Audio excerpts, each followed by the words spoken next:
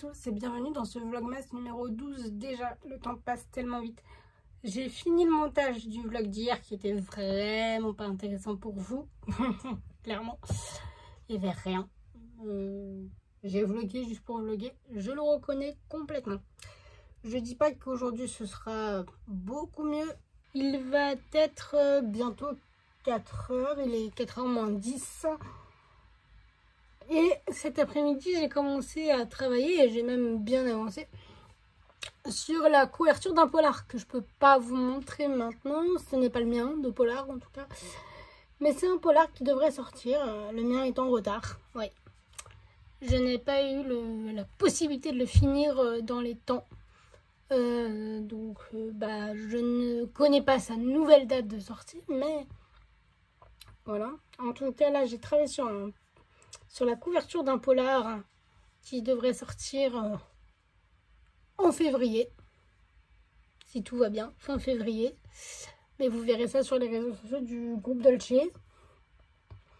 J'ai programmé un article qui sortira sur mon blog mardi prochain. Voilà, j'ai fait beaucoup de bureautique, on va dire, donc vraiment rien de passionnant encore aujourd'hui. Et là, je vais essayer de reprendre mon polar. Mais d'abord, je pense que je vais lire un petit peu le super livre de Sophie Adriaanzen pour l'avancer. Hein. Je m'approche tout doucement de la fin pour vous donner une petite idée. Voilà. Il me reste... je sais pas si on voit, hein, mais... il m'en reste très peu, très peu. Je suis au chapitre 31. Donc, je vais essayer d'avancer ça. Puis après, j'ai un autre livre qui m'attend. Et j'en ai commandé un autre. Toujours des éditions Scrineo. C'est une collection que j'ai... Enfin, une édition que j'ai découvert au Salon du Livre de Montreuil. Qui a quand même des sujets qui m'intéressent grandement. Donc, je pense que je vais lire pas mal de livres des éditions Scrineo en cette fin d'année et début d'année prochaine. Voilà, à plus tard.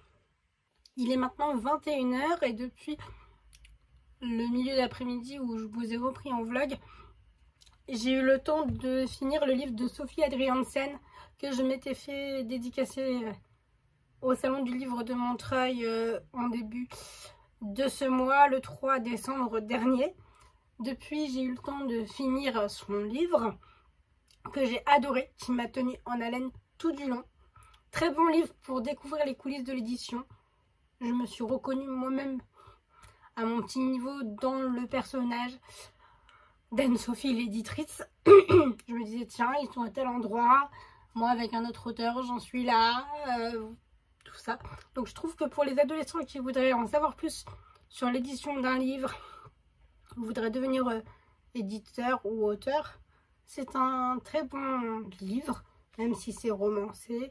Même s'il y a une grande part de fiction, je pense que il a vraiment toutes les qualités pour découvrir l'univers éditorial. Pardon, je suis un peu malade. Mais j'ai beaucoup aimé aussi la plume, comment Sophie Adriaanzen amenait l'histoire, les rebondissements qu'elle y crée. Et puis... le personnage de Léo, de ses parents et de sa camarade de collège sont très attachants. Voilà, je voulais faire un petit point pour parler de ce livre qui est un véritable coup de cœur pour moi. Il est sorti aux éditions Scrineo. Je vais être franche avec vous. Avant le Salon du Livre de Montreuil, je ne connaissais pas du tout les éditions Scrineo. Ce livre m'a totalement conquise. Et moi qui suis passionnée de romans historiques sur la Seconde Guerre mondiale, eh bien j'ai déjà acheté au Salon du Livre de Montreuil un autre livre que je vais lire juste après, toujours aux éditions Scrineo. Et je viens d'en commander un troisième.